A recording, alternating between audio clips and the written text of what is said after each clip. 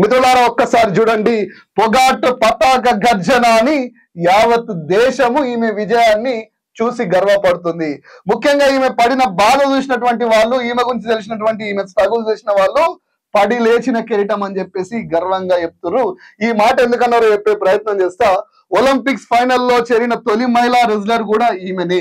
ముఖ్యంగా సెమీస్ లో Cuba wrestler పై, quarters లో వరల్డ్ ఛాంపియన్ సుషాకి పై గెలిచి ప్రపంచానికి తనేంటో చూపించినటువంటి ఈ బిడ్డ పైన కొద్ది రోజుల కింద రెజ్లింగ్ లో ఈమె కథ ముగిసిందని, ఈమెతో కొట్లాడే దమ్ము లేదని చెప్పేసి ఈమె మిత్రులతో కలిసి ఓ బీజేపీ నేత, ముఖ్యంగా మాజీ అధ్యక్షుడు బ్రిజ్భూషణ్ గారు ఈమె మీద విపరీతమైన ఆరోపణలు చేసిండు.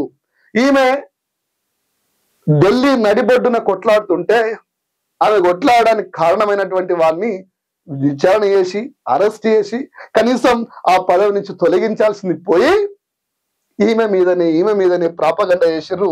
పైగా మాకు న్యాయం జరగాలని ప్రధాని పార్లమెంటు ప్రారంభోత్సవానికి వస్తే ఈమె శాంతియుత ర్యాలీ తీస్తుంటే ఆమె శబ్దం కూడా అధికారుల గుండెల్లో గుబులు పుట్టించి ఈమెను దారుణంగా అరెస్ట్ చేయించే ప్రయత్నం చేసిర్రు. ఒక్కసారి ఈమె చూడండి, ఢిల్లీ నడిబొడ్డు మీద ఈ మహిళ మీద చేసినటువంటి పోలీసుల దాడి ఒక్కసారి ఇది ఆలోచించండి. నోరు తెలిస్తే రామరాజ్యం అంటారు కదా, రాముడు చెప్పిన నీతి మర్చిపోయారా? ఒక్కసారి ఆలోచన చేయండి.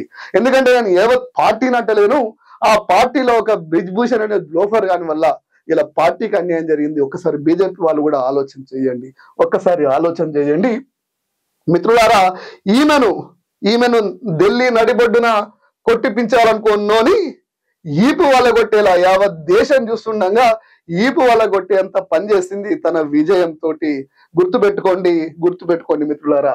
ముఖ్యంగా ఇంకొన్ని విషయాలు చెప్తా. బీజేపీ ఐటీ సెల్ బీజేపీని ప్రొజెక్ట్ చేయడం కోసం, దొంగ గురించి మాట్లాడాల్సింది పోయి బీజేపీని ప్రొజెక్ట్ చేయడం కోసం వీళ్ళు కన్నీళ్లు పెట్టుకుంటున్న ఫోటోల్ని మార్పింగ్ చేసి ప్రాపగండ చేసినటువంటి దౌర్భాగ్య స్థితి కూడా ఎవరు చేసిరో ఒక్కసారి ఆలోచన చేయండి. అంతకు మించి ఈరోజు కొన్ని సంఘటనలు చూస్తున్నాం. ఈ స్ట్రగుల్ చూడని వాళ్ళు, ఈమె కష్టాల్లో ఉన్నప్పుడు తోడుగా లేని వాళ్ళు ఈమె విజయాన్ని ఎట్లా మీరు క్రెడిట్ తీసుకుంటారని చెప్పేసి రాసే పరిస్థితి వచ్చింది. మిత్రులారా ఒక్కసారి ఆలోచన చేయండి.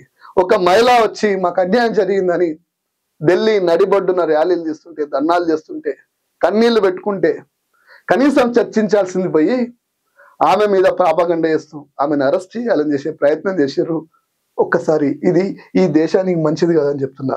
ముఖ్యంగా ఇంతకు ముందే మనకు ఇప్పుడిప్పుడే వస్తున్న వార్తల ప్రకారం ఈమె 50 కేజీల టీంలో ఉంది కాబట్టి ఇంకొక 100 గ్రాములు ఎక్కువ ఉంది. ఆ 100 గ్రాముల వల్ల ఈమె విజయాన్ని ఏదో చేశారని ఇంకా క్లారిటీ రాలి, ఇప్పుడిప్పుడే వస్తుంది. ఏది ఏమైనా 100 గ్రాముల 200 గ్రాముల సంగతి పక్క పెట్టి ఈమె యావత్ దేశానికి తనేంటో చూపించుకుంది, ప్రపంచానికి తనేంటో చూపించుకున్నది. 50 కేజీల వింగ్ లో ఈమె ఒక 100 గ్రాములు ఎక్కువ ఉందని చెప్పేసి, అంటే వాస్తవంగా 50 కేజెసే ఉండాలంట, 100 గ్రామ్స్ ఆమె ఎక్కువ ఉందని చెప్పేసి మరి సస్పెండ్ చేస్తారా, ఆ విజయాన్ని ఏం చేస్తారో ఇంకా క్లారిటీ రాలే. ఏదేమైనా తనేంటో ఈ ప్రపంచానికి కేవలం ఆట ద్వారానే, కేవలం వట్టి చేతులతోటి ప్రత్యర్థుల్ని మట్టి కనిపించినటువంటి ఈమె వీరత్వం ముందు బ్రిజ్భూషణ్, ఆమెకు సహకరించినటువంటి వాళ్ళందరూ కూడా చిన్నబోయిర్రు, ఓడిపోయిర్రు. గుర్తుపెట్టుకోండి. ఇకపోతే ఇంకా కొన్ని విషయాలు మాట్లాడుకుందాం. ఇది సాల్వాజీ మాధవరావు మీద దాడి జరిగినప్పుడు ఫస్ట్ కాల్ మాట్లాడింది మనమే, ఫస్ట్ వీడియో వేసింది మనమే. ఇలా తర్వాత కేసీఆర్ ఆయన గురించి మాట్లాడడం, మేమున్నాం పార్టీ అని చెప్పేసి చెప్పడం. వాస్తవంగా ఆయన మీద కేసు అయి జైలుకి పోయినాక చాలా మంది పోస్టులు పెట్టుకున్నారు. టిఆర్ఎస్ పార్టీ మాధవ్ను రిలీజ్ చేసింది ఐటీ వింగ్, అది అని చెప్పారు. ఇలా చెప్పడం కొద్దిగా ఇబ్బంది కావచ్చేమో కానీ టిఆర్ఎస్ పార్టీ వాళ్ళకి ఒకటి గుర్తుపెట్టుకోండి మిత్రులారా, టిఆర్ఎస్ పార్టీలో ఉన్న ఇప్పటి లీడర్ల కంటే ముఖ్యంగా 2001 నుంచి దాదాపు 24 ఏళ్ళ టిఆర్ఎస్ గదిని చూసిన వాడిని కాబట్టి చెప్తున్నా, నిజంగా కేసీఆర్ అన్నట్టుగా టిఆర్ఎస్ పార్టీ మాధవరావు పక్షాన్నే ఉంటే మాధవరావు జైలుకు పోయేటోడు కాదు. నాకు ఈ సంఘటన పూర్తిగా తెలుసు. తెలంగాణలో ఏం జరుగుతుందో నాకు స్పష్టమైన అవగాహన ఉంది.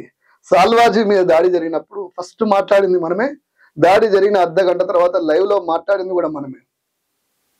తర్వాత కొన్ని రోజుల తర్వాత ఎలక్షన్ ప్రచారంలో భాగంగా కేసీఆర్ గారే మాధవరావుకు మేము ఉన్నామని చెప్పారు. తర్వాత కొంతమంది నల్ల కోట్లు వేసుకొని మేము మద్దతుగా పోయినామని కొంతమంది లాయర్లు కూడా వేర్రు. కానీ మధ్యలో ఏం జరిగిందో చాలా మందికి తెలియదు. నిజంగా బీఆర్ఎస్ పార్టీ సాల్వాజీ పక్కనే ఉండుంటే సాల్వాజీ అనేటోడు జైలుకే పోయేటోడు కాదు. ముందస్తు బెయిల్ తీసుకొని ఆయన బయటనే ఉంచరు, జైలు పోయేదాకా తెచ్చే పరిస్థితి లేదు. కొంతమంది తెలియక టీఆర్ఎస్ పార్టీ మనకు సపోర్ట్ చేస్తుంది, టీఆర్ఎస్ పార్టీ కాపాడుకుంటుంది అనుకుంటారు. ఇది నాకు తెలిసి అట్లాంటి వాళ్ళు ఏదైనా తొందరపడితే మాత్రం ఒకసారి పునర్పరిశీలన చేసుకోవాలి. ముఖ్యమంత్రి, మాజీ ముఖ్యమంత్రి కేసీఆర్ గారే అన్నాక కూడా ఇక ఆయనకు 1,50,000 రూపాయలు అప్పైనాయి. ఈయనే టీఆర్ఎస్ పార్టీ సోషల్ మీడియా కార్యకర్త, ముఖ్యంగా తెలంగాణ వాది. ఆయన మీద జరిగింది దాడి, ఆయనకే రక్త గాయాలైనాయి. రక్త గాయాలు కాగానే మనం మాట్లాడినాం. అక్కడి నుంచి హైదరాబాద్ వేయండు, గాయాలు అయినాక హాస్పిటల్ అయినాక మళ్ళీ డిశ్చార్జ్ అయినాక హైదరాబాద్లో నాకు తెలిసి 10-15 రోజులు ఉన్నారు. నిజంగా టీఆర్ఎస్ పార్టీ, బీఆర్ఎస్ పార్టీ నిబద్ధతతోటి తన కార్యకర్తల్ని కాపాడుకుని ఉండుంటే ముందస్తు బెయిల్ వేయేది. సాల్వాజీ అసలు జైలుకు పోయేటోడే కాదు, ముందస్తు బెయిలే అప్లై చేయలేదు. పైగా ఈయన జైలుకు పోయినాక కొంతమంది లాయర్లు, బీఆర్ఎస్ ఐటీ సెల్ లేదంటే బీఆర్ఎస్ లీగల్ అడ్వైజర్ కొంతమంది లాయర్లు పోయినట్టు. మరి ఈ 1,50,000 అప్పేంది, ఎవరు కట్టాలి, ఎవరికి సపోర్ట్ ఉంటారు, ఏ విధంగా సపోర్ట్ ఉంటారు? కొంతమంది సోకాల్డ్ కార్యకర్తలకో మీడియా వాళ్ళకో సోకాల్డ్ వాళ్ళకే సహకరిస్తాము అంటే వాస్తవంగా ఫీల్డ్లో ఉన్న వాళ్ళ పరిస్థితి ఏంటి? పైగా కాంగ్రెస్ ప్రతీకార దాడులు చేస్తుంటే టీఆర్ఎస్ పార్టీ ఏ విధంగా వాళ్ళని కాపాడుతుంది? ఆత్మ పరిశీలన చేసుకోరి. నిన్నగాక మొన్ననే ఉదయ్ కిరణ్ చనిపోయాడు.